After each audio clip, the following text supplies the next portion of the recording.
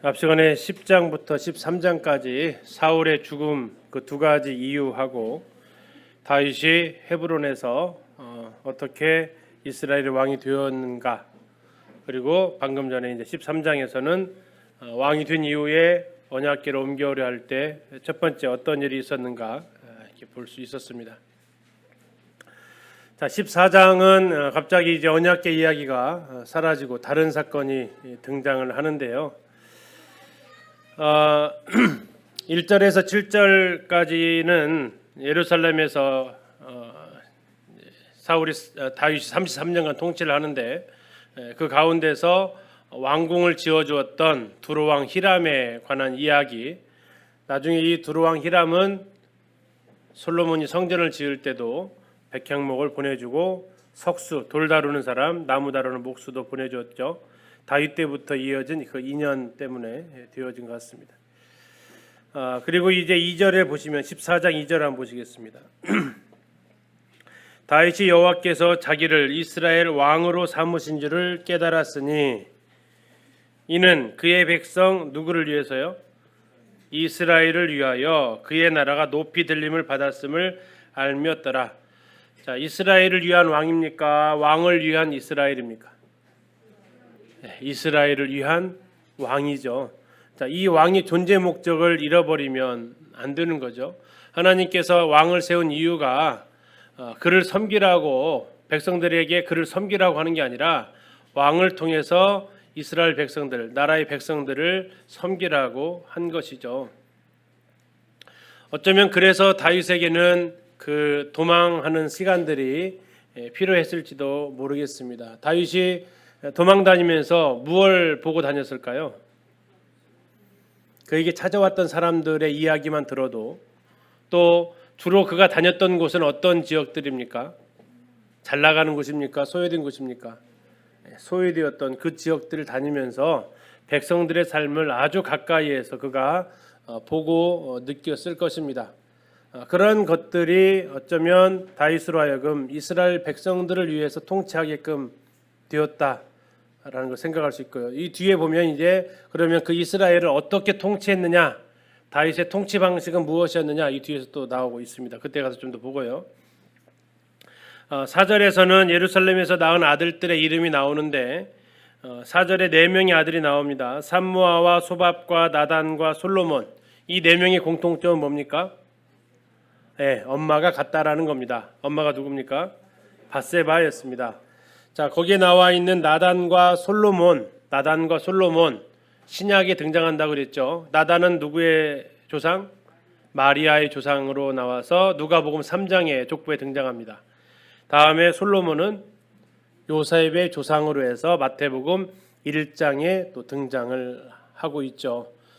결국 이 밧세바를 통해서 낳은 두 아들이 예수 그리스도의 계보를 통해서 연결되어지는 그 은혜를 또 누리게 됩니다. 자, 이스라엘의 왕이 되었다. 다윗이 이스라엘의 왕이 되었다는 소식에 제일 먼저 충격받은 건 누굴까요? 블레셋이겠죠. 아마도 이 블레셋은 남유다의 헤브론에 다윗이 통치하고 있을 때는 그렇게 큰 관심사가 아니었을 겁니다. 12지파 중에서 한 지파의 왕인데 그렇게 큰 고려사항도 아니었겠죠. 그런데 갑자기 수도를 예루살렘으로 옮기더니 온 이스라엘의 왕으로 추다되었다는 겁니다. 그러면 갑자기 영토가 블레셋보다 훨씬 더 넓어지게 되는 거였고, 얼마 전까지만 해도 정말 자기들이 다스리는 한 도시의 그 통치자밖에 안 됐던 그가 한나라의 왕이 되었다는 소식을 듣고 이제 이 기선제압을 하기 위해서 초기에 나라의 정비가 되지 않은 가운데서 다윗을 손보려고 쳐들어오게 됩니다. 자, 그래서 두 번에 걸쳐서 8절부터 17절까지 블레셋이 두 번에 걸쳐서 쳐들어오게 되는 모습을 볼 수 있습니다. 자, 그들이 9절을 보시면 블레셋 사람들이 어디로 쳐들어왔어요? 르바임 골짜기. 이따 지도를 통해서 확인을 하겠습니다. 이 르바임 골짜기로 통해서 예루살렘으로 쳐들어왔다라고 나오고 있습니다. 자, 이렇게 쳐들어오면 우리는 바로 뭐 해야 됩니까? 바로 싸워야 하잖아요. 근데 다윗은 바로 안 싸우더라고요. 어떻게 해요? 예, 이게 특이한 행동이죠. 근데 이게 특이해서는 안 된다라는 거죠. 정상적인 행동이 되어야 맞다라는 거죠. 다윗에게는 이게 정상적인 행동이었다라고 얘기를 합니다. 10절입니다. 다윗이 하나님께 물어 이르되 내가 블레셋 사람들을 치러 올라가리까 주께서 그들을 내 손에 넘기시겠나이까 이렇게 물어봅니다. 자, 이거 주변 사람들이 봤을 때는 어떻게 보였을까요? 참 답답한 사람. 쳐들어오는데 전쟁하는 것이 당연한 거지 뭘 그걸 물어봐. 그리고 어떻게 기도해야 돼? 이렇게 물어보는 게 기도가 아니고 어떻게 기도해야 돼요? 하나님 이기게 해주세요. 이렇게 기도를 하는 거지. 이렇게 기도하는 사람이 어디 있어? 보편 이게 상식이죠. 그렇죠? 이게 우리의 상식이잖아요. 그렇죠? 쳐들어오면 전쟁 나가면서 하나님 이기게 해주십시오. 하나님 도와주십시오. 이게 기도지. 뭔 싸워요 마요 이렇게 물어보고 이게 기도냐? 이게 우리의 상식인데 다윗의 상식은 우리의 상식을 뛰어넘었다라는 겁니다. 그러면 우리가 몰상식한 건지 다윗이 몰상식한 건지가 이제 판가름이 나는 거죠. 이걸 통해서 왜 이렇게 기록을 해놨을까요? 아까 사울 10장에서 그 대조를 해보는 거죠. 10장에서 사울은 어떻게 했다고요? 여호와께 묻지 않고 신접한 여인에게 가서 물었다고요. 여호와께 가르쳐달라고 말하지 않았다고요. 그래서 죽었다고요. 다윗은 이렇게 하는 거 보니 다윗은 산다 이거죠. 자, 그래서 이게 우리의 상식이 되어지기를 참 간절히 기도하는데 우리는 상식으로 하다 보니까 기도를 안 해요. 근데 다윗은 기도가 상식이었던 사람이고 이게 가장 큰 우리의 그 차이가 아닐까 어쨌든 싶습니다. 자, 하나님께서 뭐라고 하십니까? 여호와께서 그에게 이르시되 올라가라 내가 그들을 내 손에 넘기리라. 혹자는 이렇게 얘기합니다. 뭐라고 얘기하는지 아세요? 이렇게 대답을 빨리 해주니까 물어보지. 안 그러세요? 내가 물어보면 대답도 잘 안 해주니까 안 물어보지. 하나님 뭐라고 하신지 아세요? 자주 물어봐야 대답을 해주지. 너 어쩌다 물어보면 내가 대답해줘도 못 알아듣더라. 누구 말이 맞아요? 예. 하여튼 대답만 바로바로 해주면 우리는 참 바로바로 물을 것 같은데 대답 우리는 잘 바로바로 안 해주시잖아요. 그죠? 한시가 급한데. 이렇게 해서 다윗은 이제 바알브라심으로 올라가서 거기서 블레셋 군대를 무찌르게 됩니다. 자, 블레셋이 한 번 졌는데 야 다윗은 안 되겠다 이렇게 생각하지 않습니다. 자, 우리 시행착오였다. 우리가 너무 얕잡아봤다. 보통 그렇게 반응하죠. 자, 다시 공격하자. 그래서 다시 공격을 합니다. 자, 문제 낼게요. 똑같은 방법으로 쳐들어온다. 방법을 바꿔서 온다. 바꿔서 온다라는 얘기입니다. 그러면 대응도 전과 같이 한다. 바꿔서 대응한다. 아니죠. 물어보고 대응한다. 그렇죠. 이게 함정에 들어오신 거예요. 네. 이게 다윗의 두 번째의 행동이었다는 얘기. 어떻게 해요? 하나님한테 그때 또 물어본다라는 겁니다. 14절입니다. 다윗이 또 하나님께 묻자온대. 자, 그랬더니 하나님 어떻게 하십니까? 하나님이 이르시되 마주 올라가지 말고 그들 뒤로 돌아 뽕나무 숲을 맞은편에서 그들을 기습하라. 자, 기도를 했더니 하나님이 전술을 가르쳐 주십니다. 자, 전술을 가르쳐 주시는 뿐만 아니라 15절 잘 보세요. 뭐라고 하십니까? 하나님이 앞서 나아가서 블레셋 사람들의 군대를 치리라. 이게 묻는 사람의 혜택입니다. 묻는 사람의 혜택 1번 하나님이 전술을 가르쳐 주신다. 묻는 사람의 혜택 두 번째 누가 먼저 움직이신다요? 하나님이 먼저 움직이신다. 우리가 영혼들을 복음 상담을 하기 전에 기도하고 나가는 것이 우리가 왜 그래야 돼요? 하나님이 먼저 움직여 달라고 부탁하는 겁니다. 하나님이 먼저 행동을 취하고 내가 취하겠다라는 얘기입니다. 하나님이 앞서 나아가서 내가 치겠다라고 합니다. 자, 그 다음에 다윗의 한 행동은 뭡니까? 자, 묻고 끝난 게 아니었어요. 묻고 끝나는 게 아니고 그 다음에 다윗은 어떻게 합니까? 16절 이에 다윗이 어떻게 했다고요? 하나님의 명령대로 행합니다. 다시 말하면 묻는 이유가 뭐냐 이거죠. 우리가 하나님 앞에 묻는 이유가 뭐예요? 내 생각과 같은가 아닌가 알아보려고 물어봐요. 그러면 안 된다라는 얘기예요. 어떻게 하려고요? 하려고. 명령대로 하려고 물어봐야 돼요. 죄송하지만 제가 어떻게 잘하냐면 제가 그렇게 기도를 해봐서 내 뜻인가 아닌가 이거 확인하려고 해서 내 뜻과 좀 다르면요. 한 번 더 묻죠 이제. 그거 맞아요 하나님? 자 이렇게 물으면 하나님이 그 다음엔요 대답 안 해주죠. 그러면 이제 핑계를 대죠. 물어봐도 대답 안 하셔. 기도해도 대답 안 하셔. 그럼 어떻게 이제 형식적으로 묻고 내가 생각한 대로 해요. 참 고질병이죠. 아니 죽을 병이죠. 예. 말하면서도 굉장히 좀 많이 찔리는 부분입니다. 근데 다윗은요 왜 물어봤냐? 16절을 보니까 명령대로 하려고. 명령대로 하나님 떠보는 게 아니고 진짜 시키는 대로 하려고.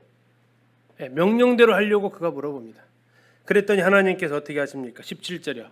묻는 사람의 혜택 3 뭡니까? 다윗의 명성이 온 세상에 퍼졌습니다. 다윗의 이름이 소문났어요. 왜요? 하나님이 다윗을 왜 이렇게 소문나게 하십니까? 다윗이 하나님을 그렇게 명성을 인정해 드렸기 때문에 그래요. 다윗이 왜 물어보죠? 그건 하나님을 높이는 행위예요. 물어본다라는 것은 하나님을 높이는 행위라고요. 그러니까 하나님께서 어떻게 하세요? 물은 나를 존중히 여기는 자를 나도 존중히 여기시는 거예요. 그랬더니 하나님께서 다윗의 명성을 높이셨다고요. 다음에 묻는 자의 혜택 4번째. 여호와께서 모든 이방 민족으로 그를 두려워하게 하셨더라. 두려움을 주십니다. 이건 나중에 역대하 14장에서 아사에게도 일어났던 일이고요. 17장에서 20장에서 여호사밧에게도 일어났던 일들입니다. 하나님 앞에 기도했더니 두려움이 임합니다. 누구에게요? 적진에게 두려움이 임합니다. 안 싸워도 이기는 싸움이 되어버립니다. 자, 묻는 사람의 혜택 첫 번째 혜택은 뭐였습니까? 하나님이 전략을 가르쳐 주십니다. 어떻게 행할지를 가르쳐 주십니다.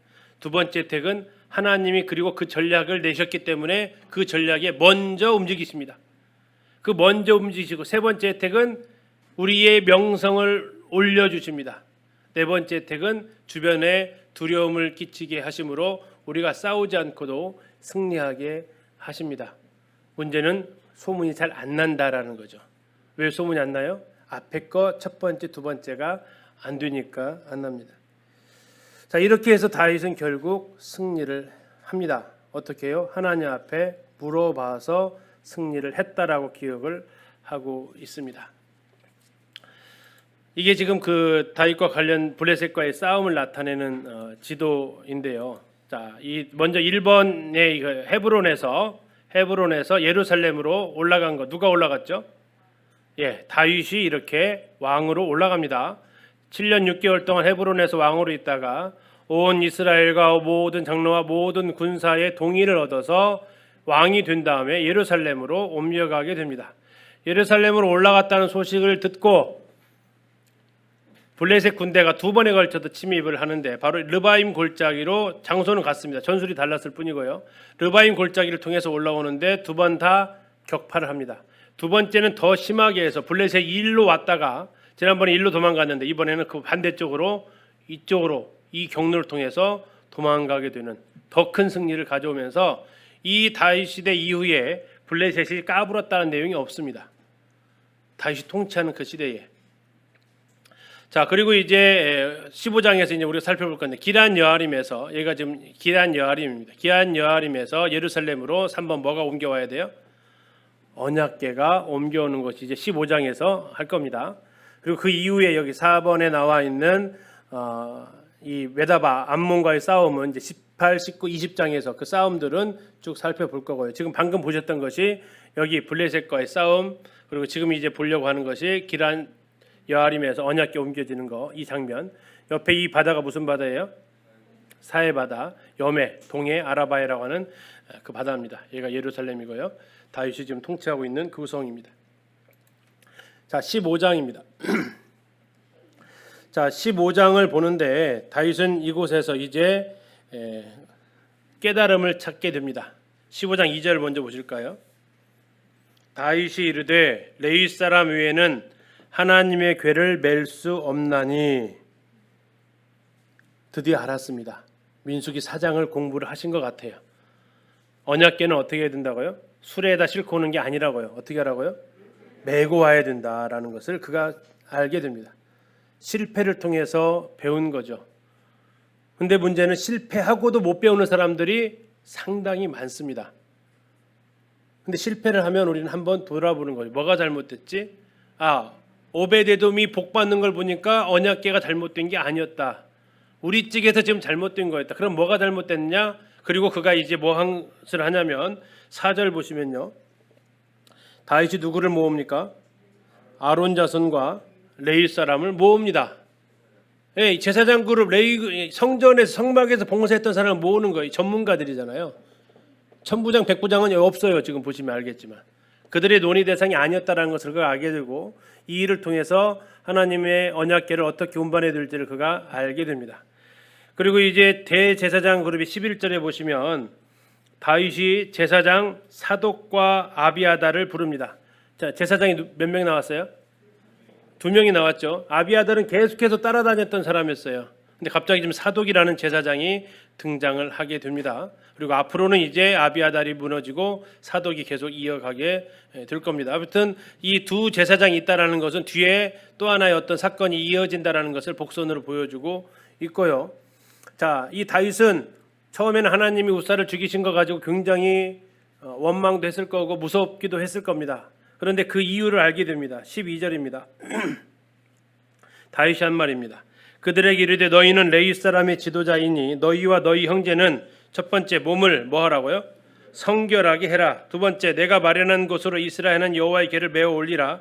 전에는 너희가 뭐 했으므로 매지 아니하였으므로 우리 하나님 여호와께서 우리를 찢으셨으니 원인을 찾았어요. 매지 않았기 때문에 그렇다. 우사가 만진 게 아니고 아니야 내가 잘못했다라는 걸 알게 된 겁니다. 그 다음에 뭐라고 합니까? 이는 우리가 뭐대로 하지 않았다고요? 규례대로 하지 않았다라고 얘기합니다. 규례대로 하지 않았다. 하나님이 이미 제시를 해주셨잖아. 알려주셨어요. 살피지 않은 거죠. 그래서 우리가 결국 이런 하나님의 심판을 받았다라는 겁니다. 전에 혹시 기억나시는가 모르겠습니다. 하나님을 섬기는 것과 사람을 섬기는 것은 같다고요? 다르다고요? 다르다고요. 방법이 다르다고요. 사람은 규례대로 섬겨요? 창의적으로 섬겨요? 이해가 안 가세요? 생일 선물을 항상 똑같은 거 사줘야 돼요? 매번 다르게 사줘야 돼요? 그게 사람이에요. 하나님은요? 매번 다르게 해야 돼요? 항상 같은 걸로 해야 돼요? 하나님 항상 같은 걸로 해드리는 거예요. 이게 사람 섬기는 거 하나님 섬기는 게 달라요. 이게 서로 바뀌면요 사람은 떠나가고요 하나님한테는 되게 혼나요. 한번 생일날 똑같은 선물만 계속 사줘보세요. 결코 안 좋아할 겁니다. 사람은 창의적으로 섬겨줘야 돼요. 근데 하나님은 창의적으로 하시면 안 돼요. 하나님은 지금 다윗이 어떻게 하라겠어요? 규례대로 하라고 했어요. 규례대로. 하나님의 말씀대로 하는 게 하나님 섬기는 거지만 사람은 또 그렇게 섬기시면 안 돼요. 나중에 히브리서 가서 좀 더 보도록 하겠습니다. 아무튼 이렇게 하나님을 섬기는 것은 내 마음대로가 아닙니다. 내 생각대로 아닙니다. 자문 바꾸는 게 아닙니다. 규례대로 해야 된다라고 이야기를 하고 있습니다. 자, 그리고 이제 참 다윗이 그 다음에 한 것이 참 새로운데요. 자, 이렇게 언약궤를 준비를 다 했습니다. 그 다음에 이제 언약궤를 옮겨오는데 어떠한 사람을 준비시키냐면 자, 제사장들을 먼저 성결하게 준비시켰다고 아까 했죠. 16절 한번 보시겠습니다. 다윗이 레위 사람의 어른들에게 명령하여 그 형제들을 노래하는 자들로 세웁니다. 레위 사람들이 노래하는 자들이 됐다는 얘기입니다. 뭘로 노래합니까? 비파와 수금과 재금 등의 악기. 나중에 보면 나팔도 나옵니다. 울려서 즐거운 소리를 크게 내라 합니다. 즐거운 소리를 크게 내라. 크게 내는 것이 악기 소리를 크게 내라는 걸까요? 노래 소리를 크게 내라는 걸까요? 네, 노래 소리를 크게 내라는 겁니다. 노래 소리를 크게 내라는 거예요. 어떻게? 어떤 소리로요? 즐거운 소리로. 하나님 앞에 찬양하는 우리의 자세와 또 하나는 우리의 뭐랄까요? 방법일까요? 아니면 기능일까요? 자, 마음을 어떤 마음으로 해야 돼요? 하나님 앞에 예배드릴 때, 찬양할 때 즐거운 마음으로 해야 돼요. 그리고 그 표현은요, 크게 해야 된다고요. 크게. 찬양을 어떻게 하라고요? 크게 하라고요. 이 코로나 시대에 어떻게 가능해요? KF94 쓰시고 크게 하시면 돼요. 비말 안 튀잖아요, 어차피. 어느 얘기를 들었더니 어느 교회 성도님이 교제하는데 1년간 찬양을 못 불렀대요, 교회에서. 어떻게 했어요? 시 읊듯이 읊었대요. 그게 사실이었더라고요. 왜? 자꾸 수도권에서 이쪽이 터지는데 성가대에서 자꾸 터진다고 하니까 성도님이 움츠러들었어요. 그래가지고 성가대도 아닌데 성도들도 찬양을 못 불러가지고 지난주에 결정을 하셨다고 하더라고요. 뭘 결정했을까요? 우리도 이제 노래로 하자. 좀 충격을 받았어요, 개인적으로. 1년간 찬양을 못 부르셨대요. 그냥 시 읽듯이 그렇게. 근데 우리는 어때요? 찬양했잖아요. 근데 크게 내셨어요? 작게 내셨어요? 크게 내세요. 하나님 크게 내라고 하잖아요. 하나님의 임재의 자리에 나와서 찬양하는데 크게 내세요. 비말 차단 확실히 되는 KF94 쓰시고 크게 내서 하나님을 걱정되면 하십시오. 뭐 안 튀니까 하십시오. 이게 하나님께서 기뻐하시는 것 같습니다. 즐거운 소리를 크게 내라고 주님 하십니다. 자, 그러면서 사람들을 세우는데요. 세 사람의 이름이 나옵니다. 17절입니다. 누가 나옵니까? 요엘의 아들 헤만, 그의 형제 중 베레야의 아들 아삽, 그의 형제 무라리 자손 중에 구사야의 아들 에단. 이게 세 명의 사람이 등장을 하고, 이 사람이 전부 다 뭐 하는 사람이었다고요? 노래하는 사람들이었다라는 겁니다. 자, 노래를 하는데 19절 보니까 19절입니다. 노래하는 자 헤만과 아삽과 에단 나왔죠. 또 그들은 노재금을 크게 치는 자, 그러니까 악기를 연주하면서 뭐 했다는 얘기예요? 연주를 하면서 노래를 불렀다는 거예요. 자, 그러면 뭐가 문제가 생길까요? 각자 크게 막 이렇게 부르면 무슨 문제가 생겨요? 통일성이 없어지잖아요. 누가 필요해요, 이럴 때요? 지휘자가 필요하죠. 지휘자가 나와요. 22절입니다. 레위 사람의 지도자 그나냐는 노래에 익숙함으로 뭐한 사람이에요? 노래를 인도하는 자. 노래 인도하는 게 선창하는 게 아니고 지휘자라는 얘기예요. 노래를 지휘하는 사람. 자, 그러니까 악기 소리가, 찬양 소리가 조화롭게 낼 수 있도록 이 그나냐의 인도를 따라서 찬양 소리가 크게 울려 퍼졌다라는 얘기예요. 이게 지금 하나님 앞에 예배하는 이런 모습을 24절까지 이렇게 그려주고 있습니다. 자, 그 다음에 25절부터는 이제 언약궤가 드디어 예루살렘으로 올라가게 됩니다. 25절입니다. 이에 다윗과 이스라엘 장로들과 천부장들이 가서 여호와의 언약궤를 어떻게 메었어요? 즐거이 메고 오베데돔의 집에서 올라왔습니다. 약 한 직선거리 한 12km 되는데 좀 편한 도로로만 18에서 한 20km 정도 갔을 겁니다. 꼬박 하루 정도가 걸리는 시간이었을 겁니다. 아침 아마 일찍 출발하지 않았을까 싶기도 하고요. 자, 그렇게 해서 그들이 26절에 보니까 하나님이 여호와의 언약궤를 맨 레위 사람들을 모으셨어요. 왜 도우셨을까요?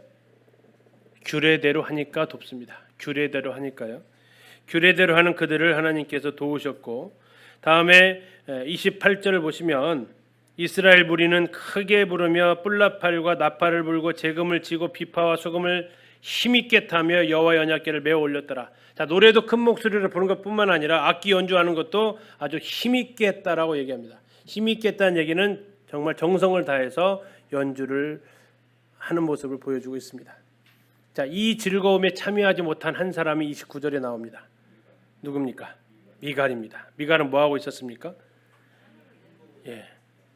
뭐가 좀 이상하세요? 이스라엘 모든 무리는 지금 다 어디에 와 있어요? 언약궤가 지나가는 그 길에 나와 있어요. 근데 지금 이 사람은요, 어디에 있어요?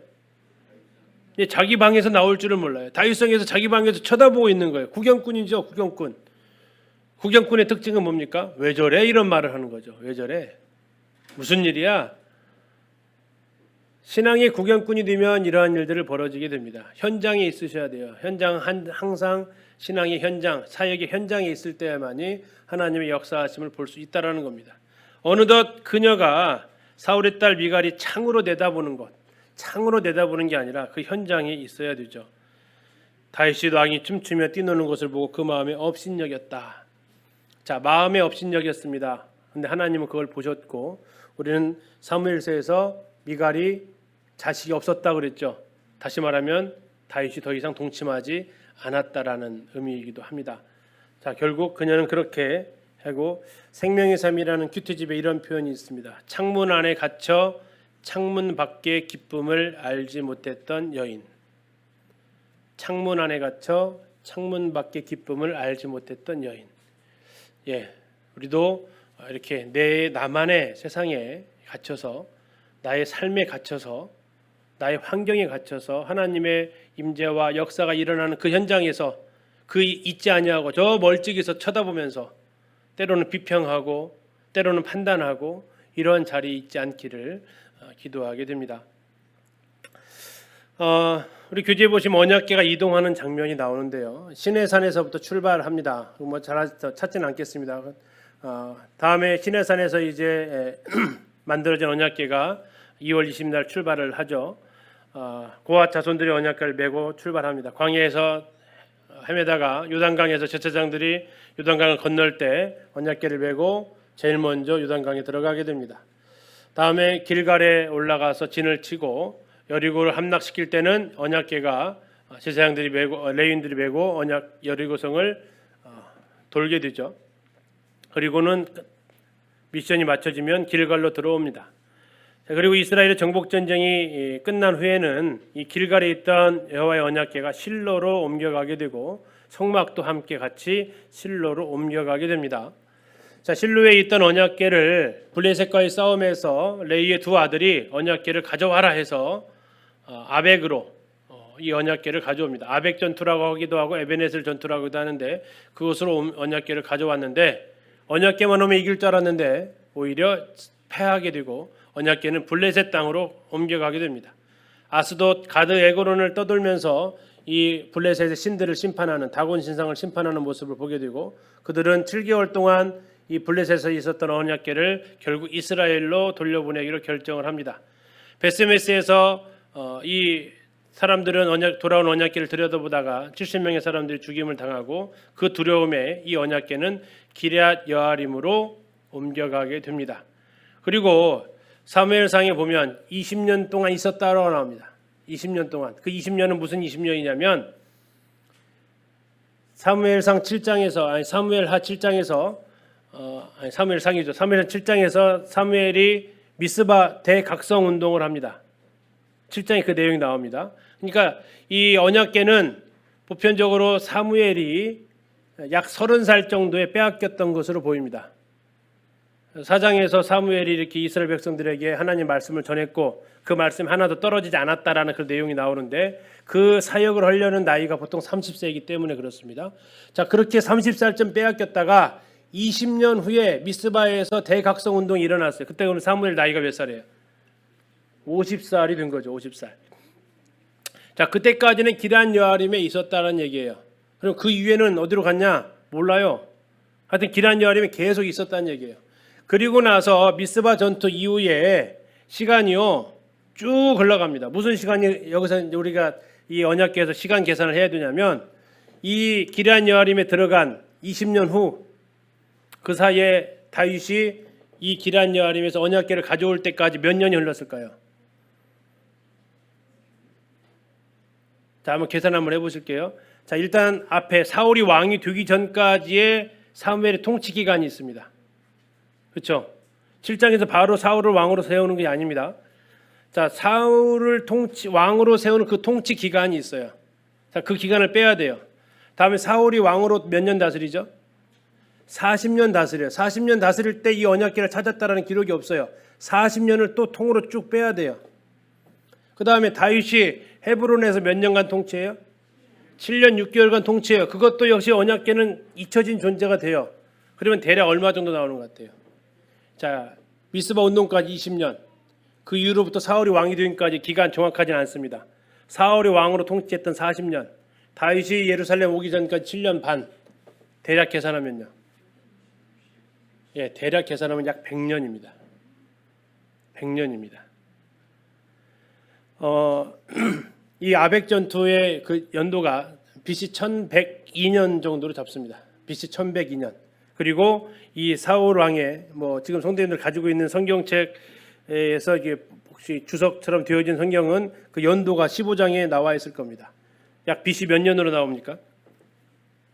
나오는 성경들이 있을 거예요. 나옵니까? 15장에서 이 시간이 나와 있는 게 있어요. 얼마로 나오세요? 나와 있는 분들? 안 나옵니까? 네, 제가 가지고 있는 성경은 BC 1000년으로 나옵니다. 15장의 시간적인 순서가 언제냐? BC 1000년으로 나온다고요. 사무엘상의 4장에 나와 있는 아벡 전투가 BC 약 1100년으로 나온다고요. 그때 빼앗겼던 언약궤가 지금 다윗에게 의해서 다시 예루살렘으로 옮겨가기까지 기란 여아림에 얼마 있었다고요? 100년 있었다고. 100년. 자, 그러니까 다윗이 찾아다닐만 하죠. 정보가 없어요. 100년이면 약 3세대가 사라진 거예요. 그 언약궤를 다 보고 돌아가신 분이 이미 다 보셨던 분들은 다 돌아가셨을 때라고요. 그래서 다윗은 이 언약궤 행방을 찾고 나중에 우리가 시편 같은 데 보면 자기가 베들레헴 고향에까지 다 조사를 다 해보는 장면을 우리는 확인할 수 있습니다. 아무튼 이 기간이 그만큼 흘렀다고요. 다윗이 기란 여아림에서 언약궤를 찾아올 때 베스메스에서 기란 여아림까지 갔던 시간은 한 100년 정도 시간 차이가 난다. 그 정도 생각하시면 우리가 흐름을 찾아볼 수 있겠습니다. 그리고 결국 다윗에 의해서 가져오려고 했지만 우사가 기돈의 타작마당에서 붙들다 죽고 오베데돔에 또 3개월을 머물죠. 그리고 나서 다윗이 이제 결국 장막으로 옮겨오는 데까지 참 언약궤가 성막이 아닌 한 개인의 집에서 100년을 머물렀다라는 기록입니다. 그 지도에 나와 있었죠. 광야에서 올라왔던 언약궤가 요단강을 건너서 길갈에 있었고 그 다음에 실로로 옮겨갔다가 아벡 전투에서 빼앗겨서 블레셋 땅에 돌고 돌다가 베세메스 거쳐서 기란 여아림에 갔다가 근 100년간 이곳에 있다가 다윗에 의해서 결국 발견되고 다시 예루살렘으로 오기까지 그 시간들을 우리가 추적할 수 있습니다. 이스라엘 백성이 약 100년이라는 그 시간을 언약궤 없이 살아갔던 언약 백성인데도 이스라엘 언약 백성임에도 불구하고 이 시간 계산을 한번 해보니까 사무엘서 할 때는 시간 계산 안 해봤는데 이거 시간 계산 해보니까 참 긴 시간이었더라고요. 자, 16장으로 가겠습니다. 자, 다윗이 한 것이 뭐겠습니까? 언약궤가 돌아왔으니까요. 하나님 앞에 감사드리는 거죠. 16장 1절입니다. 하나님의 궤를 메고 들어가서 다윗이 그것을 위하여 친 장막 가운데에 두고, 다시 말하면 언약궤를 모셔두기 위해서 장막을 만들었다는 얘기예요. 그리고 거기에서 번제와 화목제를 하나님 앞에 드렸다라고 나옵니다. 그리고 번제와 화목제를 드리기를 마친 후에는 백성에게 축복하고 백성들한테 먹을 걸 나눠줍니다. 남녀를 막론하고 떡 한 덩이, 야자 열매로 만든 과자, 건포도 과자 하나씩 나눠줘서, 역시 잔치에는 음식이 빠질 수 없잖아요. 가장 즐거움을 이것은 백성과 함께 누렸다라는 표현입니다. 음식 줬다는 게 끝나는 게 아니고 언약궤가 예루살렘으로 돌아온 그것을 온 백성과 함께 즐거이 누렸다라는 겁니다. 그리고 나서 이제 4절에 레위 사람들 앞에 이제 언약궤가 왔잖아요. 언약궤가 왔으면 온 게 중요한 게 아니라 그 다음에 행동이 더 중요하기 때문에 4절에 다윗은 레위인들을 부릅니다. 그러면서 얘기합니다. 4절, 레위 사람을 세워 여호와의 궤 앞에서 섬기며 이스라엘 하나님 여호와를 뭐 했어요? 세 가지 단어 나옵니다. 첫 번째, 칭송합니다. 두 번째요, 감사합니다. 세 번째, 찬양합니다. 자, 칭송이 뭐예요? 칭송? 칭찬하는 겁니다. 우리가 하나님 칭찬하는 게 좀 이상하죠. 칭찬이 꼭 윗사람 아랫사람 칭찬하는 것 같잖아요. 그렇죠? 근데 하나님 앞에 여기도 칭송한다라고 나와 있습니다. 칭찬이라고 하지 않고 칭송이라고 얘기하는데 기념한다라는 겁니다. 감사합니다. 감사는 하신 일에 대해서 하는 게 감사라고 그러죠. 찬양은요, 그분의 성품에 대해서 높이는 게 찬양입니다. 그래서 하나님을 기념하는 데 있어서, 칭송하는 데 있어서 그분 앞에 감사와 찬양으로 했던 것을 확인할 수 있습니다. 자, 그리고 그 내용이 7절부터 나와 있습니다. 7절에 보시면 그날에 다윗이 아삽과 그의 형제를 세워 먼저 여호와께 감사하게 하여 이르기를 하면서 8절부터 35절까지 36절 초반절까지 다윗의 찬양이 나옵니다. 다윗이 하나님을 향한 그 찬양이 나와요. 하나님이 어떤 분인지 그가 아까 우리가 4절에서 봤잖아요. 이스라엘 하나님을 칭송하고 감사하며 찬양했다고 하는데 그 내용이 지금 7절부터 시작해서 36절까지 쭉 등장을 하는 겁니다. 자, 대상이요. 총 세 대상입니다. 부류가 세 부류예요. 세 부류. 자, 먼저 12절부터 자, 8절부터 나오는 것은 서론격입니다. 자, 너희는 여호와께 감사하고, 다음에 9절 그에게 노래하며 찬양하고, 다음에 10절 그의 성소를 자랑하고, 11절 그의 능력을 구하고 얼굴을 찾아라라고 합니다. 이게 이제 시로 말하면 이제 총 서론격으로 찬양하는 겁니다. 자, 그리고 나서 이제 그 다음에 세 부류, 세 단락으로 나눠지는데 12절부터 보시면 12절에 첫 번째 누가 찬양하라는 대상이 나와 있어요. 자, 누구에게 찬양하라고 합니까? 그의 종 이스라엘의 후손 곧 택하신 야곱의 자손들에게 찬양하라고 나옵니다. 이게 1차 찬양의 대상은 하나님의 백성들이다라는 거죠. 자, 2차 찬양의 대상이 나오는데 23절입니다. 23절 누구 보고 찬양하라고 합니까? 온 땅이여 이렇게 찬양하라고 합니다. 온 땅이여. 다시 말하면 이제 온 열방이 하나님을 찬양하라고 선포하고 있습니다.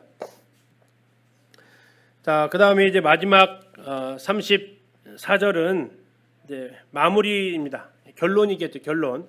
여호와께 감사하라 하면서 마무리를 지으면서 등장해 두는데 우리 성도님들 가셔서 한번 읽어보실 것은 뭘 읽어보시냐면 그 동사들이 써 있어요. 동사들. 자, 그 이스라엘 후손들이 해야 될 일이 있어요. 12절 있죠. 이스라엘 후손들은 하나님 앞에 감사 찬양하기 위해서 해야 될 일이 있어요. 12절 끝에 보시니까 뭘 하래요? 기억하래요. 기억하라 나오죠. 기억하라. 다음에 15절 끝에도 뭘 기억해요? 그의 언약을 기억하라. 12절 13절에서는 하나님께서 행하신 기사를 기억해라. 하나님이 하신 일을 기억해라. 15절에서는 하나님의 영원하신 그 말씀, 그 언약을 기억하라라고 나와 있습니다. 그러니까 하나님의 백성들이 해야 될 것은 바로 기억하는 것입니다. 하나님을 기억하는 것, 이것이 해야 될 일이고, 그러면 하나님 앞에 찬양할 수 있다라는 겁니다. 자, 그 다음에 온 땅 23절부터 나와져 있는 온 땅 이스라엘 백성 열방들은 뭐 해야 됩니까? 하나님의 구원을 23절 끝에 보니까 날마다 선포하라. 24절 그의 행적을 만민 중에 선포하라 라고 얘기를 나오고 있습니다. 하나님이 어떠하신 분이심을 25절에 위대하신 분, 다음에 26절에 보니까 만국의 모든 신은 헛것이나 여호와께서는 뭐 하셨어요? 하늘을 지으셨다. 다시 말하면 창조주다라는 겁니다. 창조주이심을 선포하라. 31절 하늘은 기뻐하고 땅은 즐거워하며 모든 나라 중에서는 이르기를 여호와께서 뭐 하신다고요? 통치하신다. 통치하는 건 누구예요? 왕이시죠. 하나님이 왕이심을 선포하라라고 이야기를 하고 있습니다. 선포하라.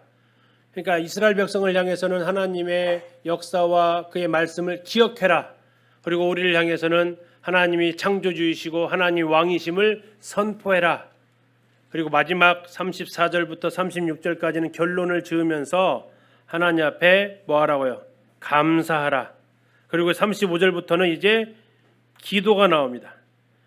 35절 제일 끝에 보니까 영광을 드높이게 하소서 이렇게 나와 있죠. 하소서, 이것은 간구를 흔히 이야기를 하죠.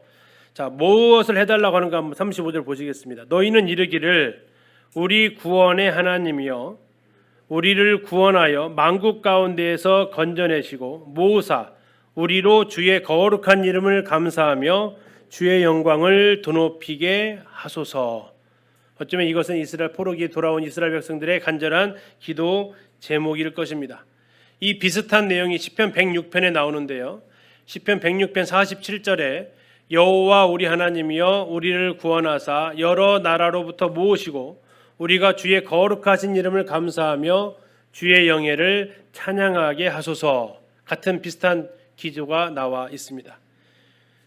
자, 그리고 이제 하나님을 36절에서 찬양하면서 36절 끝에 보니까 모든 백성이 뭐 했다고요? 모든 백성이 뭐 했다고요? 아멘 했습니다. 아멘. 자, 아멘은 크게 해야 돼요? 작게 해야 돼요? 자, 예배 시간에 아멘 크게 하세요? 우리 청년들한테도 얘기하지만 아멘 안 하세요? 하세요? 하셔야 돼요. 아니면 도저히 기도가 아멘에 안 나오는 기도예요? 그렇다면 안 하셔도 돼요. 근데 기도 들어봤는데 나는 저 기도에 절대 아멘 못해 하면 안 하셔도 되는데, 아멘이 되는 기도면 아멘 하셔야 같이 하신 거예요. 안 하면요, 나는 미갈될 수 있어요. 아멘 하시라고요. 크게. 누구 들으라고 하는 게 아니라 하나님 앞에, 하나님 저 고백이 나의 고백입니다. 다윗이 지금 이야기했는데 누가 아멘 했다고요? 모든 백성이 아멘 했다고요. 아멘. 그래서 우리가 아멘도 기도라는 걸 기억하셔야 됩니다. 기도는 형제님들만 하는 게 아니고 자매님들이 큰 소리로 아멘, 또 기도 안 하신 형제님들도 아멘 하는 거 굉장히 중요한 기도의 한 요소입니다. 이따 끝날 때 기도 기회님 하시면 어떻게 하셔야 되나요?